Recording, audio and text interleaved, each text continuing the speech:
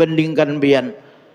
Tapi karena ketawaduan buhan pian, karena inginnya pian menghidupkan sunnah-sunnah Rasulullah, karena pian hendak melaksanakan perintah Allah dalam menuntut ilmu, hakun aja pian duduk mendengarkan. Bahkan yang berbicara ini yang lebih anum daripada pian, karena ketawaduan pian, pian mau mendengarkan. Amunnya orang sombong harapan hakun, bahkan aku parlo gitu tuh pintar aku, awak anum habulang, tuha aku panjang aku janggut hanya 45 bilah, hendak madahi aku parlo baik aku bulek.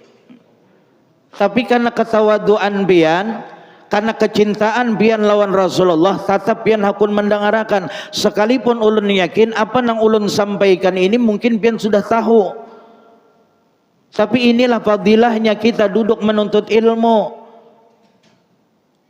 Orang yang pintar adalah orang yang merasa dirinya masih belum mempunyai ilmu dan dia terus belajar untuk menuntut ilmu, berusaha untuk menuntut ilmu dan menggali ilmu lebih dalam lagi. Tetapi ketika dia merasa dirinya sudah pintar sehingga dia tidak mau lagi menuntut ilmu, tidak mau lagi mendengarkan nasihat, itulah di antara kebodohan kita.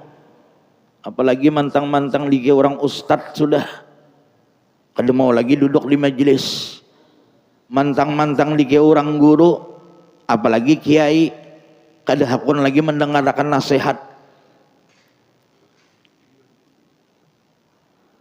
Makanya di antara penyesalan yang besar, kata Nabi, asyaddun nas hasratan yaumal qiyamah, sepaling besar penyesalan nanti pada hari kiamat, sepaling besar penyesalan nanti pada hari kiamat, rajulun, seseorang amkanahu talabul ilmi, seseorang yang dia mungkin dia kawa untuk menuntut ilmu fid dunya, ketika di dunia, falam yatlubhu, tetapi inya kada mau menuntut ilmu. Ini penyesalan yang besar nanti akan kita rasakan pada hari kiamat. Kita ini kawa menuntut ilmu ketika di dunia, waktu ada, kesempatan diberikan, majelis ilmu ada, tapi kita kada mau hadir, kada mau mendengarkan.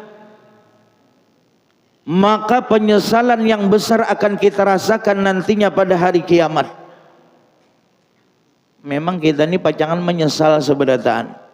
Orang yang beribadah pun kena menyesal juga, ya Allah kenapa ulun dahulu kada tambah apa kada rajin beribadah. Jakanya rajin beribadah maka tingkat ulun lebih tinggi daripada nang sekarang ini. Nang beribadah aja masih merasa rugi, apalagi nang kada beribadah. Bahkan nang bini seikung pun kena bisa menyesal juga. Kenapa dahulu aku kada bebini 4 dia. Menyesal. Ada kalau orang alim sugih pulang, kalinya bini seikung aja babaya di akhirat, tapi itu kisah aja panglah bujur kadanya Allahu alam. Kada tetamu aja pang di kitab lagi ulun juga. Jadi pas sebagai hendak masuk surga, pian ni napa aku ni alhamdulillah bisa ilmu dan ilmuku ku sampaikan kepada umat. Dan alhamdulillah aku ni sugih, ku beriakan hartaku di jalan Allah, kemana-mana ku bersedekah, berimpak, membantu masjid, pondok pesantren. Oh bagus pian nih. Sekarang silahkan masuk surga aja malaikat. Bebayah masuk surga, bini berapa aja malaikat. Nah ini bini seikung aja jersidin. Nah kenapa? Maka pian orang alim, harusnya banyak bisi bini, nyaman banyak keturunan orang-orang saleh. Pian banyak bisi harta, jaka bantu janda-janda, ya kalah. Apalagi ini banyak janda, maka janda semakin di depan hapulang. Perawan gulung tikar. Maka kalau janda sudah mengisi ruang hati, perawan pun tiada berarti.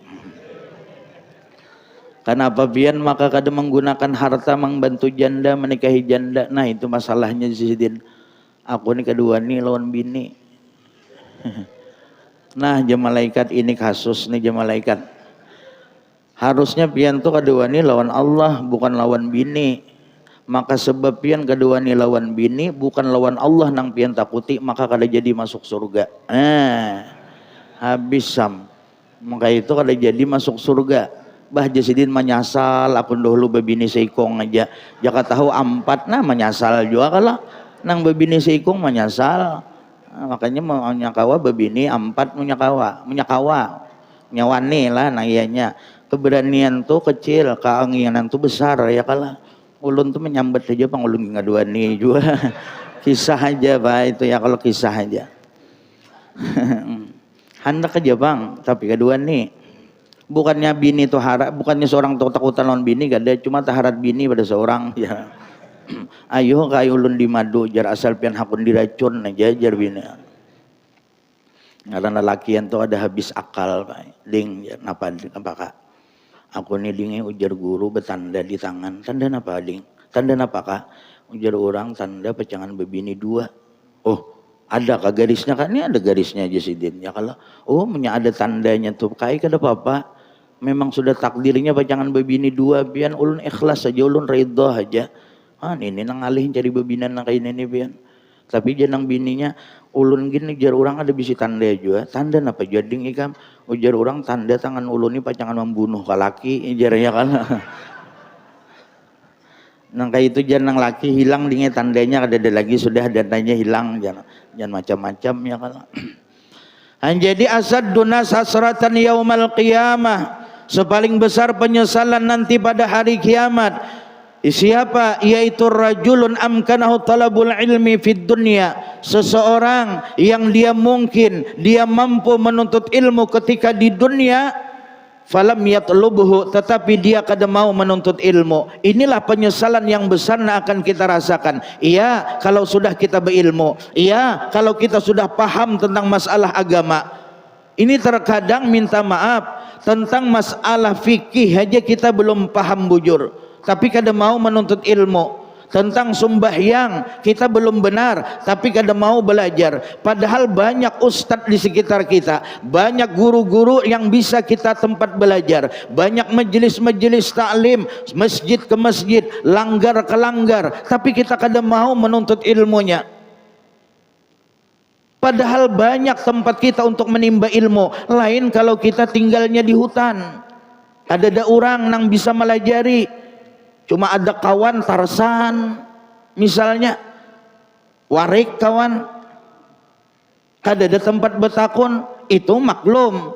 Kalau ini kada, kita berada di tengah kota, banyak ulama, banyak ustadz, guru-guru, kiai, banyak majelis-majelis ilmu, tapi kita kada paham tentang ibadah.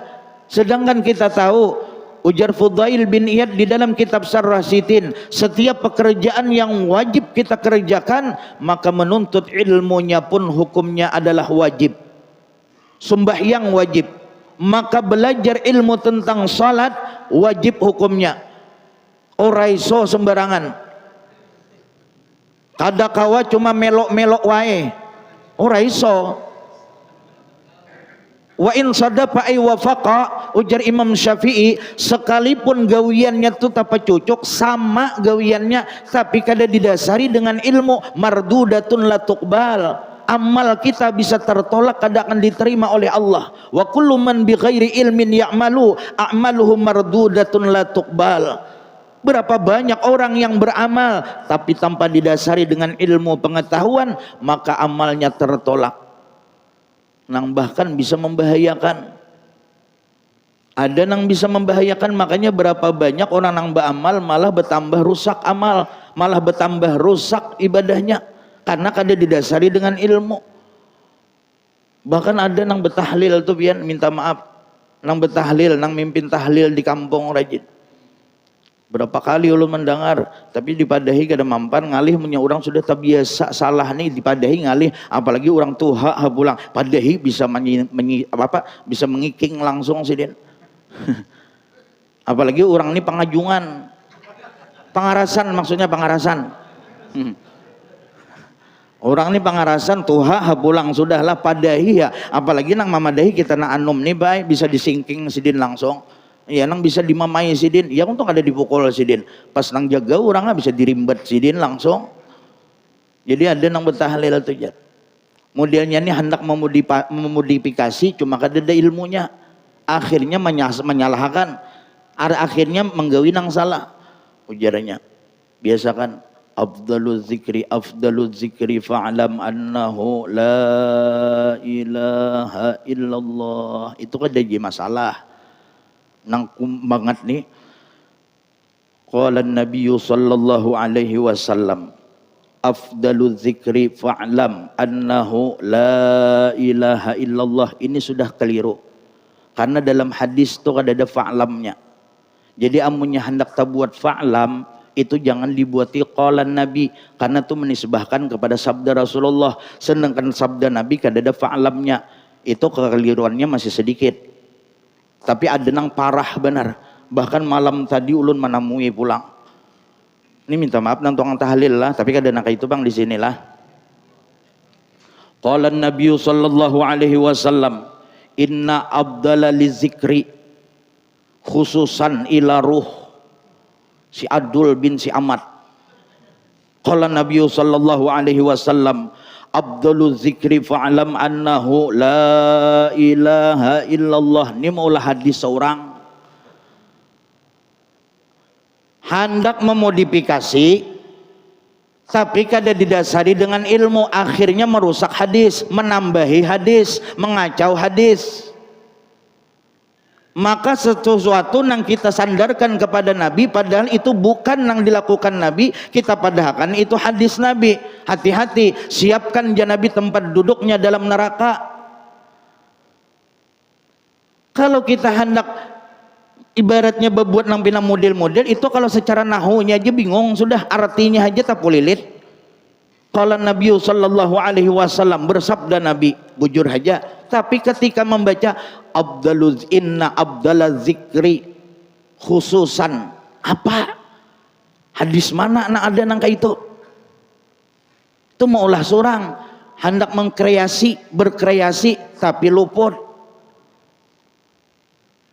Dibuati fa'lam aja sudah keliru kalau dipadahkan hadis, apalagi ditambahi macam-macam.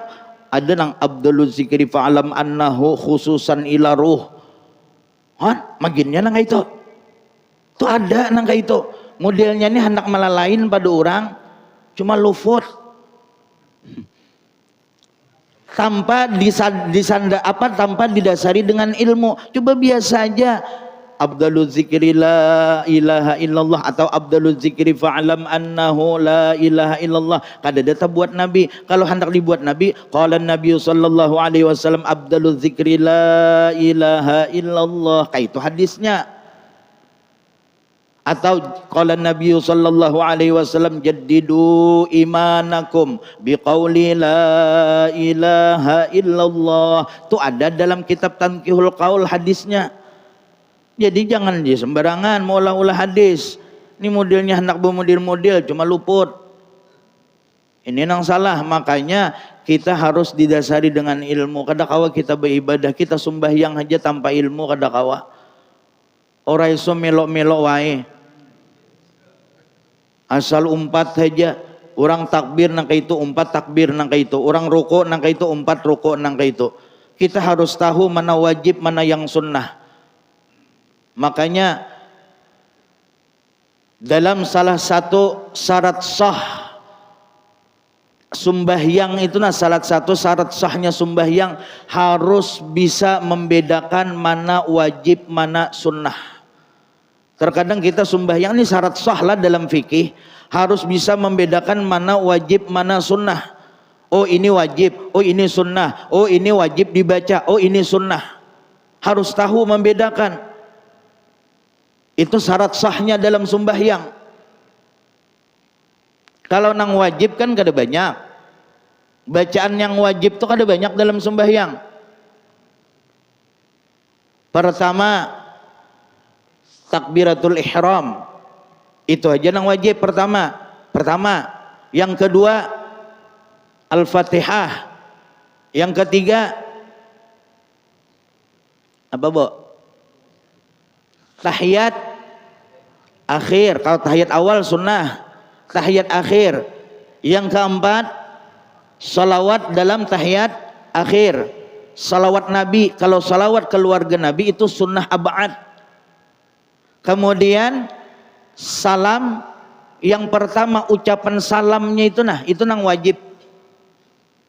Jadi yang lain daripada itu sunnah seberataan. Usalli, bahkan sebagian aliran Islam nang lain usalli itu bid'ah jarinya. Sebagian lah, tapi buhan kita ahlu sunnah wal jamaah, kita umat Imam Syafi'i mazhabnya nang sidin mengajarkan pakai usalli. Seandainya kada pakai usalli ura opo-opo, kada jadi masalah. Ini khilafiyah juga. Atau bahkan kada hendak pakai usalli, misalnya hendak bernyanyi, ya kada apa-apa juga. Misalnya, astagfirullah, surga yang engkau janjikan, neraka yang kau berikan, manis yang aku hayalkan, pahit yang aku rasakan. Allahu Akbar. Sahlah sholat kita. Sah. Kenapa? Karena sidin bernyanyi tadi sebelum takbiratul ihram. Sah aja, kada pakai usalli. Tapi sidin bernyanyinya sebelum takbiratul ihram, sah. Cuma masalahnya utak di mana mandak. Orang hendak sembahyang tuh baca surah An-Nas kah? Ya kalah?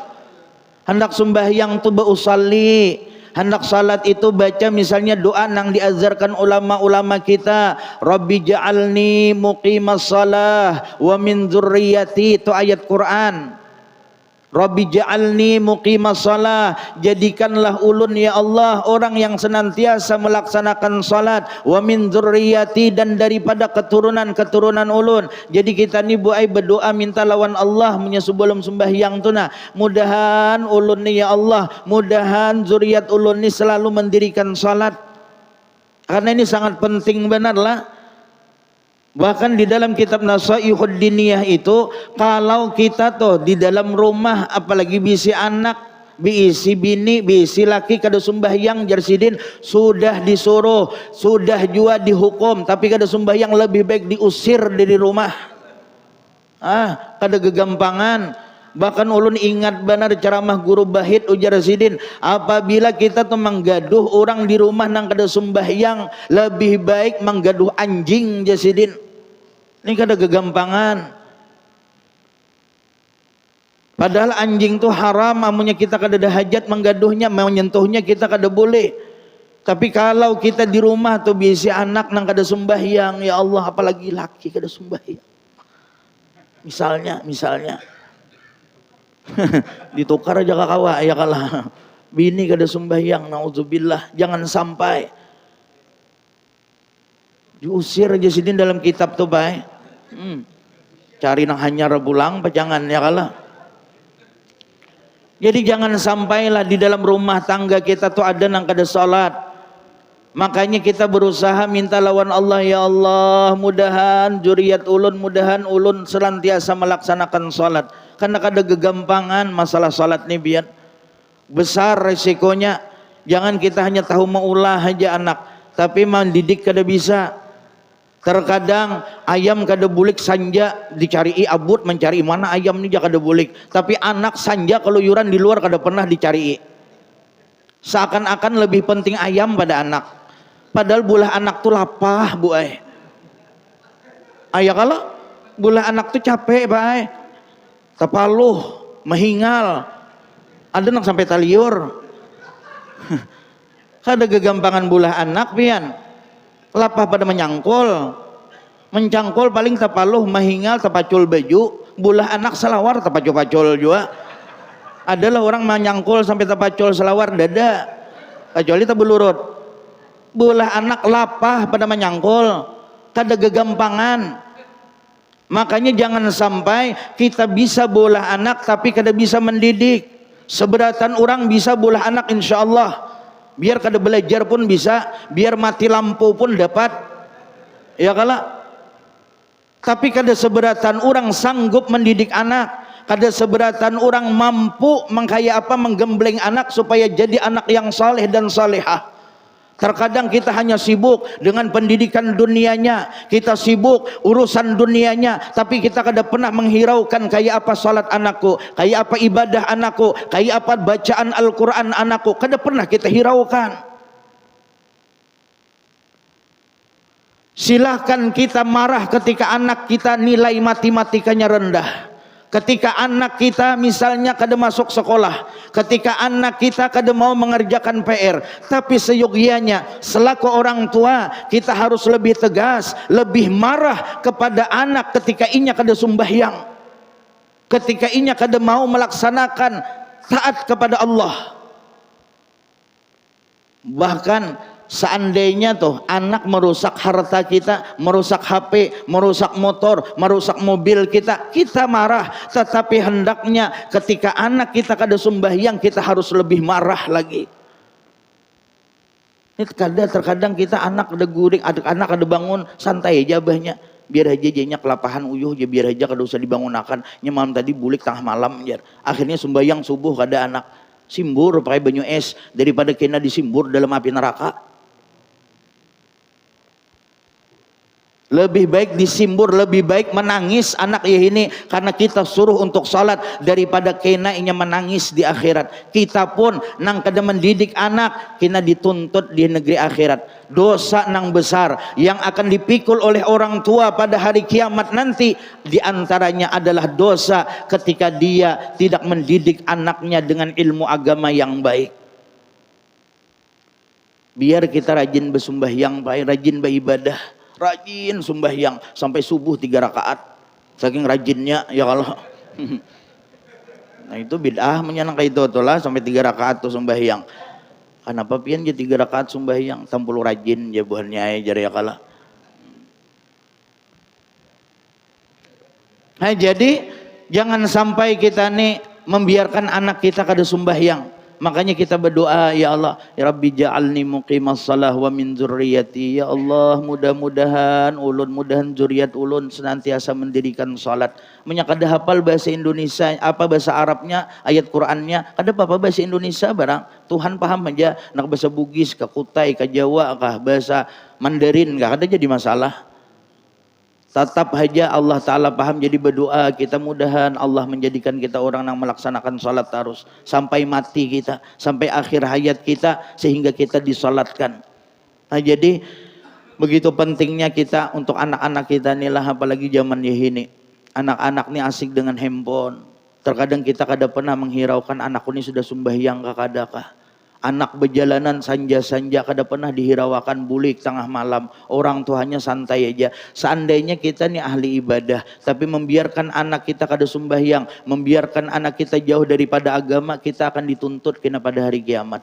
Apalagi punya sama abahnya kada sembahyang, mamanya nang kayak itu jua, nang anak kutuai. Ini ngarannya sami mawon seberatan. Punya nang kayak ini kada jadi masalah, bisa melebu ke neraka seberatan. Artinya punya kita aja nih rajin beribadah, rajin kita ke majelis taklim sebagai orang tua, tapi kita biarkan anak kita di rumah kada sembahyang, kada pernah kita perhatikan salatnya, kada pernah kita didik inya tentang agama, maka hati-hatilah. Makanya ujar Nabi, innallaha ta'ala yubghidu kulla alimin bid dunya jahilin bil akhirah. Allah Ta'ala sangat benci kepada orang yang pintar dalam urusan dunia, jahilin bil akhirah, tetapi dia bodoh dalam urusan agama. Terkadang kita menyekolahkan anak tinggi-tinggi sampai dapat titel sarjana S1, S2, S3, S-krim, S-balok, S-wadai. Salahlah, kada salah. Tetapi salah ketika kita menjauhkan anak kita daripada ilmu agama. Silakan jadikan anak kita dokter, insinyur sampai kepalanya longor, kan jadi masalah. Tapi jangan sampai anak kita bodoh dengan ilmu agama. Ini terkadang minta maaf berwudu aja kada paham, rukun wudu aja kada tahu. Ini makanya pentingnya kita mendidik anak kita lah. Kewajiban kita selaku orang tua, ku anfusakum wa ahlikum nara, jaga diri kalian, bukan hanya kalian tetapi keluarga kalian, kata Allah, daripada api neraka. Makanya menyakawa kita masukkan anak ke pondok pesantren, kita jululun semua kada kawa lagi dah masuk pondok, tuha sudah. Siapa akun menggaduhi nang tuha gitu. Pada lawas meninggal dunia di pondok ngalih orang mantar benar ya kalah. Gering kada kawan nang disuruh orang mutalaah sampai jam 11 mariap dingin awak. Kada kawan dibangun akan orang jam 3 jam 4 bisa langsung meriang langsung, bisa tipes langsung. Saban hari kayak itu sama minggu bisa masuk rumah sakit. Kada kawan lagi nang Tuhan nih, anak kita barang masuk akan ke pondok. Kita mungkin kada kawan mengarasinya untuk sembahyang, tapi insya Allah dengan peraturan di pondok, inya akan melaksanakan salat. Kita kada usah menyuruh lagi, tapi inya sudah menggawi di sana karena peraturan di pondok. Nah, jadi anak kita jangan kita jauhkan daripada ilmu agama. Kada salah bang orang nang sekolah negeri itu kada salah, sekolah umum itu bagus saja. Yang penting jangan sampai jauh daripada ilmu agama. Ulun menemui banyak kakanakan SMP itu nang wudu aja kada paham. Kenapa Jolon? Karena belajar di SMP itu Pak seminggu sekali aja. Agama tuh seminggu sekali. Itu pun gurunya rancak ada masuk pulang. Ini real Pak, dasar fakta. Kenapa? Karena anak-anak tuh bepada langsung lawan ulun. Sudah seminggu sekali belajar kada masuk pulang. Sekali masuk, buka buku paket pelajaran, kerjakan halaman sekian, gurunya berukuan misalnya keluar, asik mengopian. Itu di mana? Di Samarinda. Itu memang real, banyak terjadi. Kesian anak-anak kita sudah seminggu sekali belajar agama, itu pun harus sesuai kurikulum, sesuai buku paket. Terkadang pelajarannya nih pulang tinggi benar. Anak SD aja tinggal pelajaran masalah zat Allah, umay. Nang Tuhan aja masih bingung. Akan SD kelas 1 kelas 2 ditakuni zat Allah. Pusing kepalanya. Nang Tuhan aja pusing. Masalah wudhu kada paham. Masalah sembahyang kada ngerti. Apalagi misalnya nih, ada anak-anak masuk pondok. Ada anak masuk pesantren. Tapi terkadang pesantren bayar larang benar. Ada jadi. Maka kita nih Pak, apabila kita nih seorang santri bekas pondok pesantren misalnya, lalu terbuka hendak memasukkan anak ke pondok, itu biasa. Itu lumrah, sudah ulun lulusan pondok pesantren misalnya. Ketika ulun bisi anak, ulun pasti hendak memasukkan anak ke pondok, itu hal yang lumrah. Tapi nang luar biasa, ketika kita orang nang biasa, bukan orang nang backgroundnya pondok, hanya misalnya kita pegawai, kita adalah orang nang pedagang, pengusaha, kita petani misalnya, lalu terbuka hati hendak memasukkan anak ke pondok, itu anugerah nang luar biasa. Anak kita pulang mau, bah ulun masuk di pondok bah ini untung benar kita. Amunnya nang abahnya pesantren, mamanya pesantren masukkan anak ke pondok itu biasa. Tapi nang luar biasa ketika kita orang tua nang kada pernah makan bangku pondok, nyata aja lah kada pernah makan bangku pondok, habis bangku pondok dimakan nih. Lalu terbuka hati kita nih hendak memasukkan anak ke pondok pesantren, ini anugerah nang luar biasa. Tapi terkadang Pak terkendala di Samarinda nih, kenapa? Hendak masuk pondok duit kada ada. Kelarangan bayar pondok. Ya kalah. Larang benar bayar. Berapa juta? 10 juta pendaftaran dia misalnya. Makanya masuk pondok nih jarang orang sugih-sugih. Amunnya nang sugih itu paling menyana masuk pondok nang elit juga pondoknya. Ya kalah. Maka dah aku melihat anak nang sangkadian getal-getal, nang betis, nang bekuring-kuring itu ada mau. Tempat tidurnya pun elit, makannya pun nang harat, nang nyaman-nyaman, kada mau sembarangan. Kebanyakan orang nang masuk pondok tuh biasanya orang nang kada tapi sugih juga. Orang nang standar aja lah. Kada nang terlalu kaya benar tuh kada. Sekali hendak masuk ke pondok kada jadi. Kenapa? Abah kada ada duit nak kayak mendaftar. Pendaftarannya 10 juta, akhirnya masuk negeri aja. Kenapa? Gratis negeri. Akhirnya anak kada jadi belajar ilmu agama. Jadi tolonglah nang bisi pondok pesantren, jangan terlalu membebani umat dengan pendaftaran yang terlalu mahal. Ini pesantren, buulah pesantren, tanahnya tanah wakaf. Berian umat. Membangun pondok, bangun asrama, bangun musalla, minta-minta lawan umat. Majukan proposal ke sana. Membagi amplop ke sana kemari. Sumbangan minta ke sana kemari. Sekali tuntung pesantrennya, anak umat hendak masuk dilaranginya.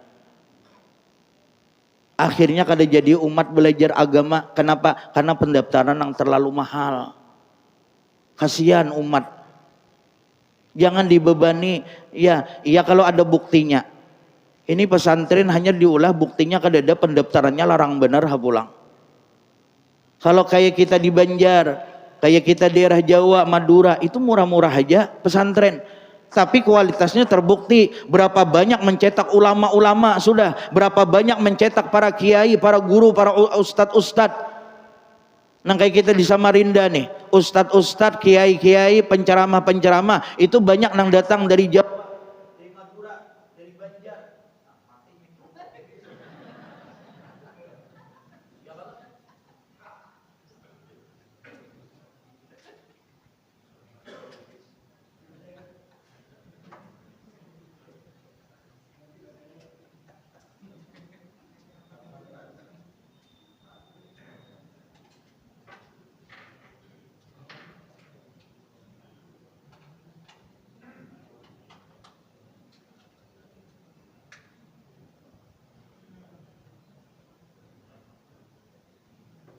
Cek kolesterol ya.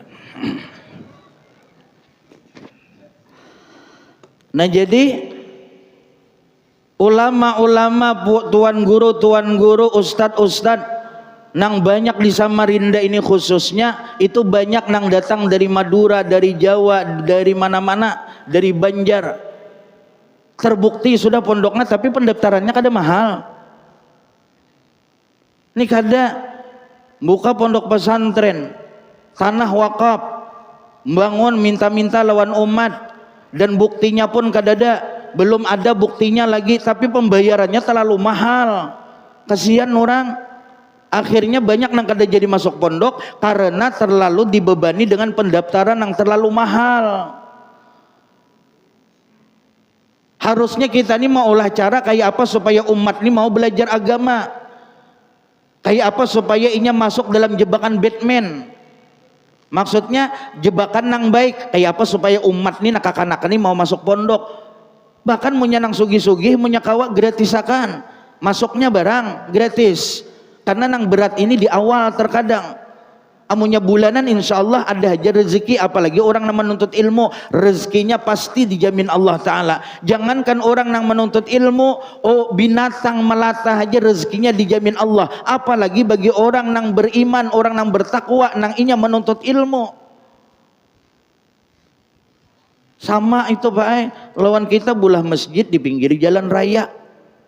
Waktu baulah membangun minta-minta lawan orang lalu.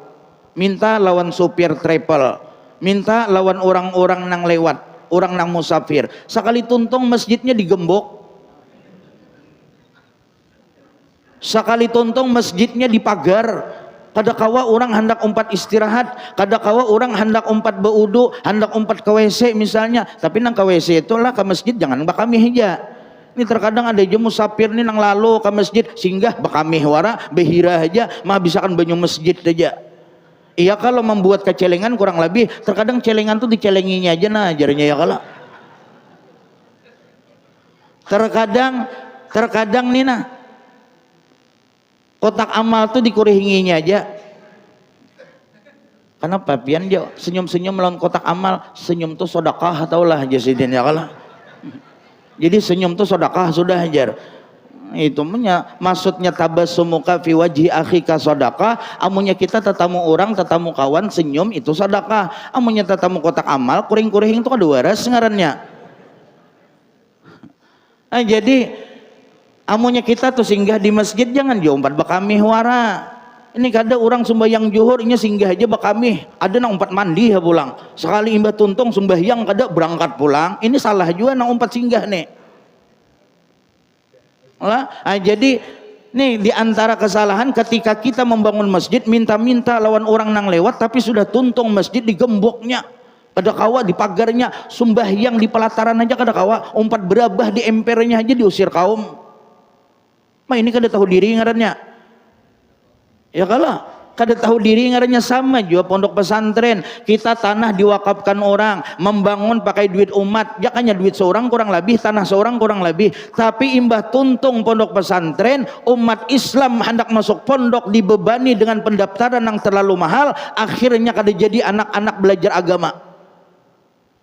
Makanya ulun pernah berbicara dengan Bapak Wakil Gubernur yang sekarang, ulun Pak, jangan hanya negeri sampai sarjana aja menyakawa gaspol gratis pol, munyakawa pai pondok pesantren juga pai. Karena banyak anak-anak, karena ulun pernah pai mencariakan tukang di wadah ulun tuh hendak mencari pondok, nang sidin kawa membayar, jadi ulun teleponakan kawan di pondok ini, sekian bayarnya, kada kawa jisidin, kesini nakunakan kada sanggup jisidin, akhirnya untung dapat nang murah. Nang sekitar 1,5-an aja bayarnya, itu standar lah, murah masih. 1,5 tuh wajar masih, 1 sampai 2 juta tuh masih wajar. Tapi kalau sudah nang sampai 8-10 juta itu tuh sudah nang termasuk mahal sudah. Jadi kalau 1 juta 2 juta masih oke lah ya, kalau masih wajar, insya Allah sanggup aja kita mencariakan bagi orang nang kada tapi sugih. Tapi amunnya sudah terlalu mahal ya, nah akhirnya anak nih kada jadi masuk pondok. Jadi jarsidin duitnya ada aja. Jadi insya Allah kita dianuakan pondok pesantren ini. Jangan hanya umum aja nang digratisakan. Jangan hanya SD, SMP, SMA, S1, S2 aja nang gratis. Tapi mau nyakawa negeri ini apa pesantren ini pun juga gratis. Jadi innallaha ta'ala yubghidu, Allah ta'ala itu benci, Allah ta'ala itu marah kepada orang yang mana pintar inya dalam urusan dunia tetapi dia bodoh dalam urusan agama. Nah, jadi jangan sampai kita bisa anak nang bodoh dalam urusan agama. Silakan kita pintarakan anak kita masalah dunia, inya bisa menuntut ilmu dunia, tapi jangan kita tinggalkan ilmu agama untuknya. Itu kewajiban kita sebagai orang tua. Nah, jadi penyesalan yang besar kena adalah orang yang ketika di dunia inya kada mau menuntut ilmu agama. Itu penyesalan yang besar diantaranya. Makanya kita usahakan jangan sampai kita ini malas menuntut ilmu. Duduk kita di dalam majelis ilmu, kada kawa ke pesantren, duduk barang di majelis-majelis ilmu. Jangan sampai kita menyesal, jangan sampai kita menjadi orang nang rugi nantinya pada hari kiamat. Nah, jadi terkadang orang tuh ya jerulun tadi beramal kada beilmu, akhirnya napa menyesal, kenapa amalnya tertolak. Padahal kita ini berharap dengan amal kita mendapat ridha, mendapat rahmat Allah. Tapi karena kita beramal tanpa didasari dengan ilmu, akhirnya amal kita tertolak. Terkadang ya jar ulun tadi, nang bacaan nang wajib dalam sembahyang aja kita kada tahu. Takbiratul ihram, al-fatihah, tahiyat akhir, salawat Nabi pada tahiyat akhir, salam nang pertama, itu aja nang wajib bacaan dalam sembahyang. Nang lain pada itu sunnah. Usallinya sunnah. Ilahi anta maksudi, bahkan itu Nabi pun gak ada menggawi usalli, tapi mazhab Syafi'i ada Imam Syafi'i mengajarkan. Makanya jarulun tadi sebagian mazhab nang lain kada pakai usalli. Jadi kada jadi masalah. Bismillah pun terkadang ada juga nang kada. Tapi kita nang di sini biasa bismillah jangan malah lain. Nah, jadi itu nang wajib. Dan ketika kita membaca nang wajib itu harus mendengar telinga lah. Kada boleh nang kayak kelimut burit ayam.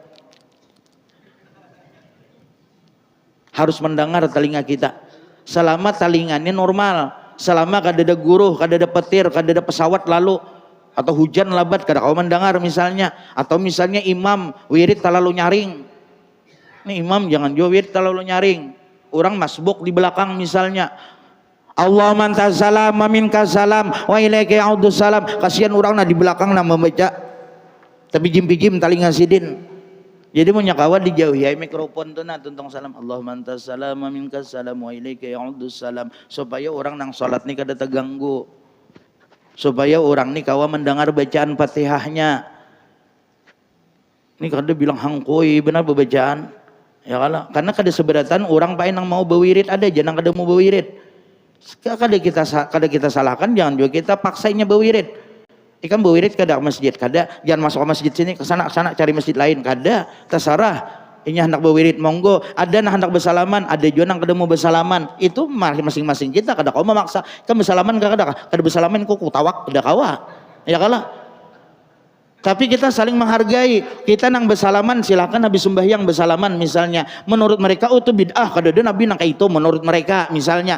Misalnya silakan kada usah umpat bersalaman, tapi jangan mengganggu orang nang bersalaman. Ini orang tahu anak bersalaman Imbe Isa ini sembahyang majunah di sini, itu mahwal ngarannya. Atau kita nang bersalaman ini jangan juga terlalu hangkoi baca salawat. Kalau pina ada orang nang salat ba'diyah, ini salawat nyaring benar. Ya Nabi salam alaika. Orang sembahyang sunnah.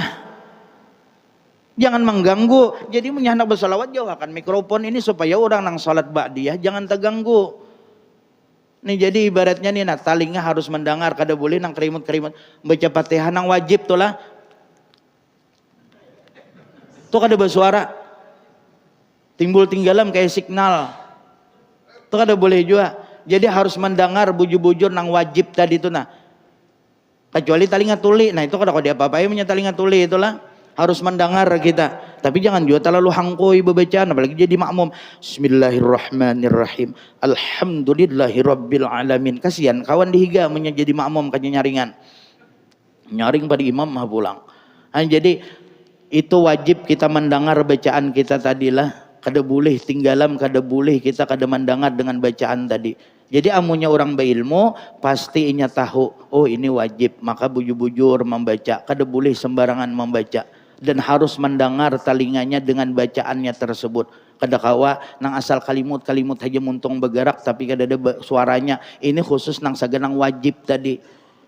Jadi nang lain pada itu pakai sunnah aja. Tahiyat awal itu sunnah, bacaannya pun sunnah. Kemudian duduk di antara dua sujud itu sunnah bacaannya. Bacaan sujud, bacaan ruku, bacaan i'tidal itu sunnah seberataan. Tapi jangan juga mantang-mantang sunnah lalu ditinggalkan, rugi kita. Jadi ibadah itu kalau kita isi dengan nang sunnah maka nilainya tinggi di hadapan Allah Subhanahu wa taala. Semakin banyak kita mengerjakan yang sunnah maka akan semakin tinggi pahalanya di hadapan Allah, semakin banyak keuntungan yang akan kita dapatkan. Tapi kalau kita meninggalkan nang sunnah, sah ibadah kita tapi rugi. Kenapa? Karena ganjarannya kada besar.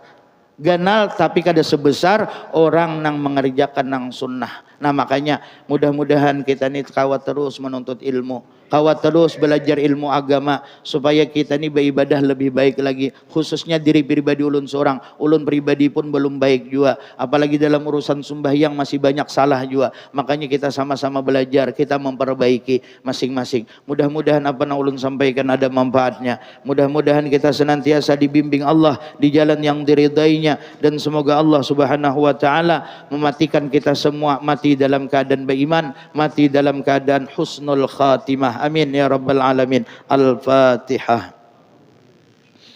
Bismillahirrahmanirrahim. Alhamdulillahirabbil Ar-Rahmanirrahim. Iyyaka na'budu wa iyyaka nasta'in. Ihdinas siratal mustaqim. Siratal ladzina an'amta 'alaihim. Amin. Bismillahirrahmanirrahim. Alhamdulillahirabbil alamin. Wassalatu wassalamu ala sayyidina wa habibina wa maulana Muhammad wa ala alihi wa sahbihi ajma'in.